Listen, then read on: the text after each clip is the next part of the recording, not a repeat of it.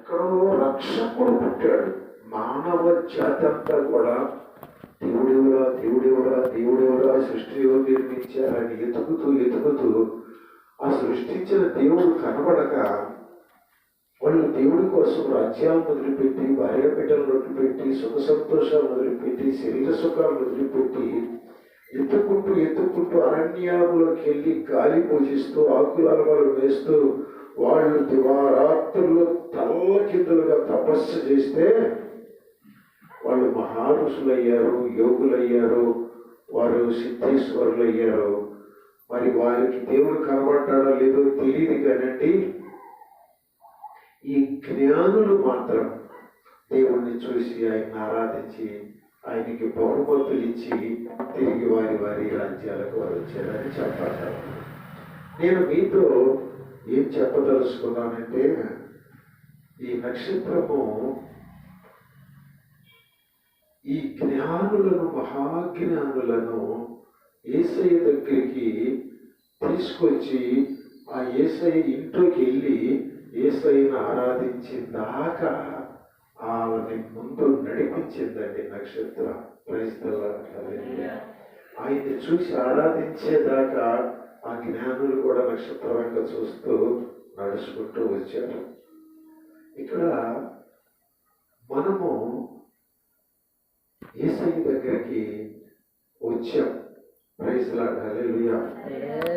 యేసయ్య ఇక్కడ ఉన్నాడు. యేసయ్య దగ్గరికి వస్తే యేసయ్య మనల్ని ఆదరిస్తాడు, మన కష్టాలను తొలగిస్తాడు, మన చేతకానేటువంటి మనల్ని అవమానపరుస్తూ బాధిస్తున్నటువంటి పరిస్థితులు ఆయన చక్కబెడతాడనే నమ్మకంతో ప్రభు దగ్గరికి వచ్చాం. మనం అందరమే వచ్చామా లేదా? వచ్చాం. వచ్చిన మనము ప్రభువుని నమ్మినటువంటి మనము ఆ ప్రభు కోసము ఆయన మాటలు విని మారు మనసు పొంది బాప్తిస్మము పొందాము. దీనికి అంతటికీ కారణము ఆ బుద్ధిమంతులు ఒకళ్ళు ఉండాలి.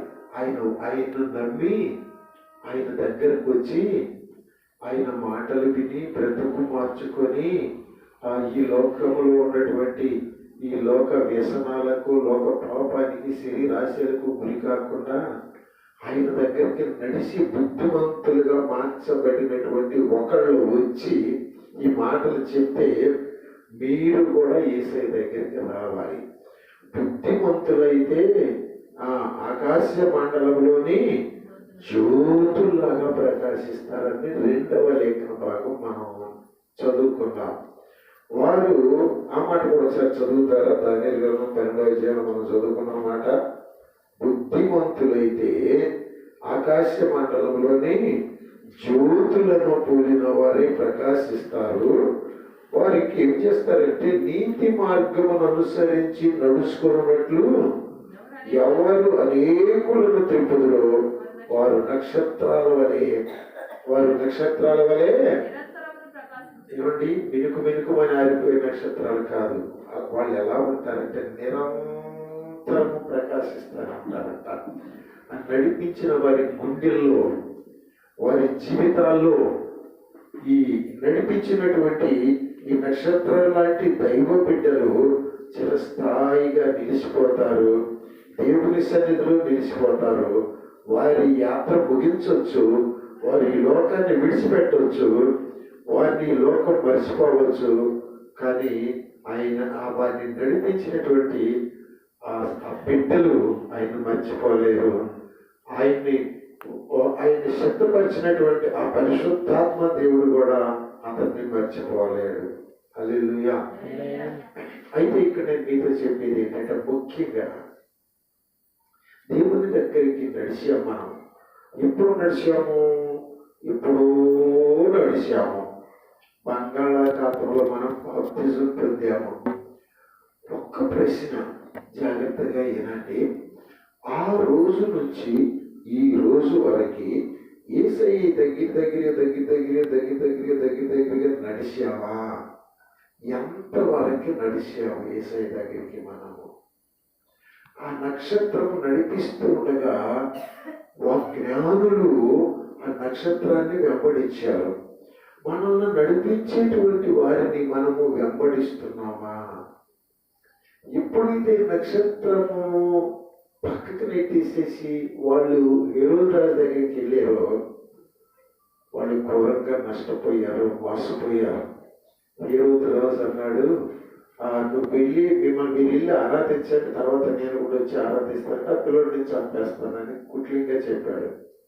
కానీ నక్షత్రము వాళ్ళని నడిపించింది. దేవుడు వారిని ఆశీర్వదించాడు. ఆ రాత్రి కలలో వారితో మాట్లాడి హేరోదు దగ్గరికి వెళ్ళొద్దు, వేరే మార్గమున మీ దేశాలకు వెళ్ళిపోండి అని పంపించారు.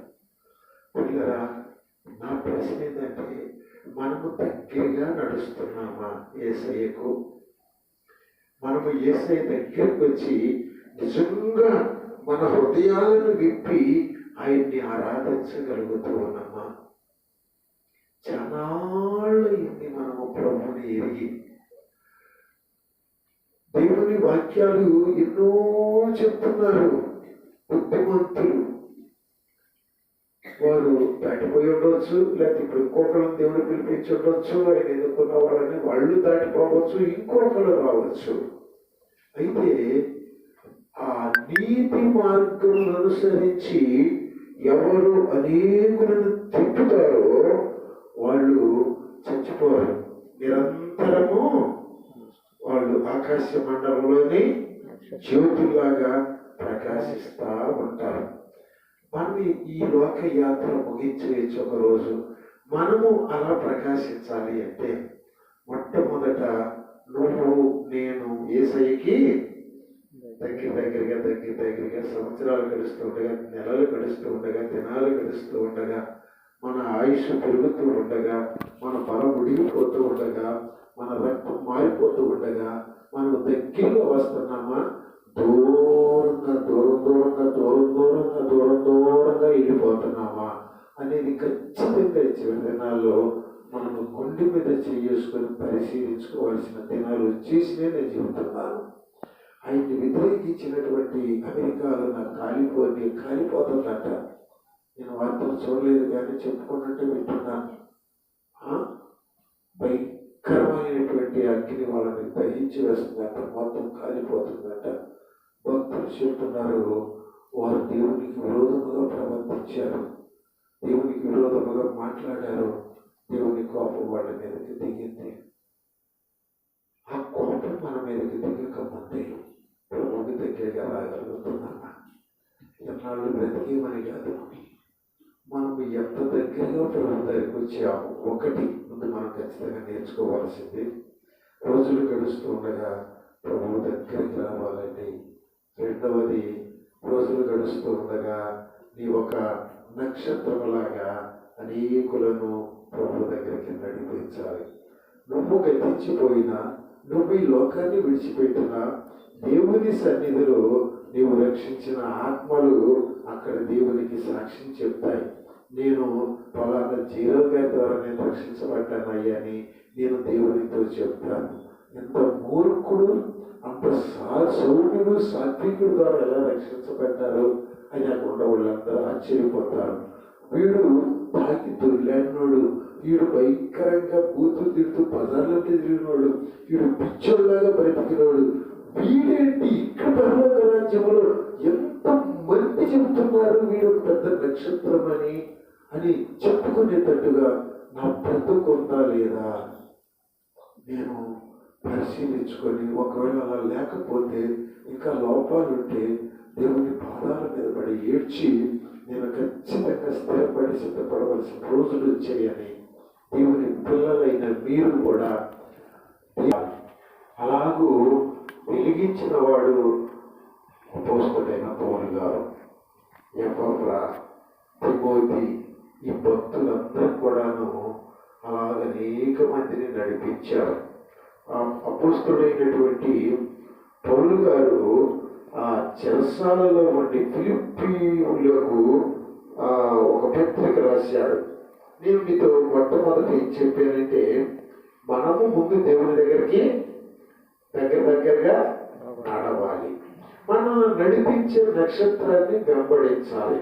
ఒక సేవకుడు మిమ్మల్ని నడిపిస్తూ ఉంటాడు. ఒక సేవకుడు త్రోవ చూపిస్తూ ఉంటాడు. ఒక సేవకుడు ఆ మార్గంలో ఎలా నడవాలో చెప్తా ఉంటాడు. మీరు వినాలి, మీరు ఆ వాక్యానికి లోపడాలి. మీరు వినకుండా ఆ జ్ఞానులు కూడా పిచ్చి పని చేశారు. హీరో దగ్గరికి వెళ్ళిపోయారు. ఆ జ్ఞానులు చేసిన ఆ ఒక్క పిచ్చి పనికి కొన్ని వేల పసిబిడ్డల రక్తము ఆ వీధులలో వీధుల్లో కాలువలాగా ప్రవహించిందని పసిబిడ్డల నెత్తులు. కొన్ని వేల లక్షల మంది 2 సంవత్సరాల పిల్లల తలకాయలన్నీ ఆ రక్తంలో పడి కొట్టుకుపోయాయండి. నేలలో కానీ ఆకులు కొట్టుకుపోయినట్టుగా. నువ్వు దేవుని బిడ్డవా? నువ్వు రక్షించావా? ఎప్పుడు కూడా అలాంటి పిచ్చి పనులు చేయకూడదు. మనల్ని నడిపించేటువంటి, మనల్ని బోధించేటువంటి ఆ పరిశుద్ధాత్మను వెంబడించాలి. నాలో కూడా లోపాలు ఉండొచ్చు, ఉండే కూడా. నా లోపాలు చూసి మీరు ఆగిపోకూడదు. నాలో ఉన్న పరిశుద్ధాత్మ దేవుడు మీతో మాట్లాడుతున్నారు చూడు. ఆ మాటల ప్రకారం మీరు బ్రతకాలి. చెప్పే నేను బ్రతకాలి. మీరు బ్రతకపోతే మిమ్మల్ని తెల్ల మీద కొట్టి వదిలేస్తాడు దేవుడు. నేను బ్రతకపోతే నన్ను గుండెల మీద దాపుతాడు దేవుడు. ఎందుకంటే నేను మిమ్మల్ని నడిపించేటువంటి ఒక నక్షత్రాన్ని. అందుకు దేవుడు నన్ను ఎన్నుకున్నాడు. ఇంకా కొంచెం చెప్తాను. హల్లెలూయా. ఆ నక్షత్రము ఎందుకు పుట్టింది అయ్యా అంటే, ఆ రోజుల్లో యేసయ్య పుట్టినప్పుడు పుట్టిన నక్షత్రము ఈ జ్ఞానంలో నడిపించడానికే పుట్టింది. ఇక ఆ తర్వాత ఆగపడాల నక్షత్రం. క్రైస్తలా మనం ఎందుకు పుట్టాము? ఇప్పుడన్నా ఈ ప్రశ్న వేసుకున్నారా? వేసుకోకపోతే ఇప్పుడు వేసుకుందాం. నేను ఎందుకు పుట్టాను? ఓకే, ఆ ప్రశ్న వేసుకుంటే మీకు ఒక జవాబు వస్తుంది. మీరు పుట్టింది మీరు తిని పెళ్లికి చేసుకొని పిల్లలు కానీ వాళ్ళను పోషించుకుంటూ నానా బాధలు పడి బాకీలు పెట్టి వాళ్ళతో తీసుకుంటూ ఊబాను భర్తలతో బిడ్డలతో అన్నదమ్ములతో వాళ్ళతో సమస్యలతో సర్వతమయ్యి తట్టుకోలేక బీపీలు వచ్చి ఇంకా తట్టుకోలేక షుగర్లు వచ్చి చచ్చిపోయి దానికి కాదు మనల్ని పుట్టించింది. అందుకేనంటారా? ఇంకేముందంటారా? అమ్మా ఇంకేముందా? ఏదో ఉంది. దేవుడు నిన్ను నన్ను పుట్టించడానికి ఒక కారణం ఉంది. నిన్ను నన్ను ఇక్కడ నడిపించి రక్షించడానికి ఒక కారణం ఉంది. నీతో నాతో మాట్లాడడానికి ఒక కారణం ఉంది. నీ మీద నిన్ను రక్షించి నీ ద్వారా కొన్ని ఆత్మలు రక్షించాలనేటువంటి ఆశ దేవుడికి ఉంది. ఇక్కడ నా ప్రశ్న ఏంటంటే, నీవు రక్షించబడిన తర్వాత మొదటి ప్రశ్న, ఎంత దగ్గరగా యేసయ్యకి వచ్చావు? ఆ నక్షత్రం వాళ్ళని యేసయ్య దగ్గరికి వచ్చి ఆ ఇంట్లోకి వెళ్ళి ఆరాధించిన దాకా బయటే నిలబడి ఉన్నట్ట నక్షత్రం. వాళ్ళని నడిపించిన తర్వాత నక్షత్రం మాయమైపోయింది. ఒక వ్యక్తి జీవితంలో కొన్ని ఆత్మలను దేవుని దగ్గరికి నడిపించిన తర్వాత అతడు మాయమైపోయిన బాధ లేదు. అతడికి అప్పగించిన పని అతడు చేశాడు. నీకు అప్పగించిన పని ఉంది, నువ్వు చేయాల్సిన అవసరం ఉంది. చేస్తున్నావా? ఈ ప్రశ్న, ఇది 2వ ప్రశ్న. ఎన్ని ప్రశ్నలు అడిగారు మిమ్మల్ని? 2 ప్రశ్నలు. ఒకటి, నువ్వు ఎంత దగ్గరగా నడిచావు? నీవు దేవుడికి దగ్గరగా నడిచావు, లేకపోతే దూరంగా వెళ్ళిపోయావా? 2వ ప్రశ్న, ఎంతమందిని నడిపించావు? మీరు బుద్ధిమంతులైతే ఎంతమందిని మీరు నడిపించారు? హల్లెలూయా. ఒకవేళ నువ్వు నడవకపోతే, ఒకవేళ నువ్వు నడిపించకపోతే నువ్వెందుకు బతుకుతున్నావు? నువ్వెందుకు భూమి మీద ఉన్నావు అని నేను అడగను, దేవుడు అడుగుతాడు. నీకు ఎందుకు ఈ మానవ జన్మనిచ్చాను? ఈమె కుక్కలాంటి జన్మను ఇవ్వకూడదా? అందుకు తిరిగి గాడిద లాంటి జన్మను నీకు ఇవ్వకూడదా? ఇదిగుతా ఈ మనుషులు బాధించుకుని రక్తం తీర్చుకుని దోమల్లాగా మిమ్మల్ని పుట్టించకూడదా? ప్రత్యేకంగా మిమ్మల్ని మనుషుల్లాగా ఎందుకు పుట్టించాను నేను? ఆటలాగా బ్రతకటానికి కాదు సుమా. ఒక ఉద్దేశం ఉంది నీ మీద. నాకు ఈ లోకంలో నా పోలికగా పుట్టిన మనుషులకు అనేకులను సాతానుడు మోసం చేసి కోట్ల మందిని రోజుకు కోట్ల మంది నరకాన్ని నడిపిస్తున్నాడు. నువ్వే నా ఆశ, నా బిడ్డ, నువ్వే నా స్టార్, నువ్వే నా నక్షత్రం. నువ్వు నశించే వాళ్ళలో కొందరినైనా నువ్వు నా వైపు తిప్పాలి. హల్లెలూయా, హల్లెలూయా. కొందరినైనా నా వైపు తిప్పాలి. నీతి మార్గం అనుసరించి నడుచుకున్నట్లు ఎవరు అనేకులను తిప్పుతురో వారు నక్షత్రము వలె నిరంతరము ప్రకాశించరు. ఇది చాలా ఆనందం కలిగించే మాట. నేను చచ్చిపోయినా నేను నిరంతరము బ్రతకాలండి. ఎక్కడ బ్రతకాలంటే నేను జీవించిన ఈ సమాజంలో బ్రతకాలి.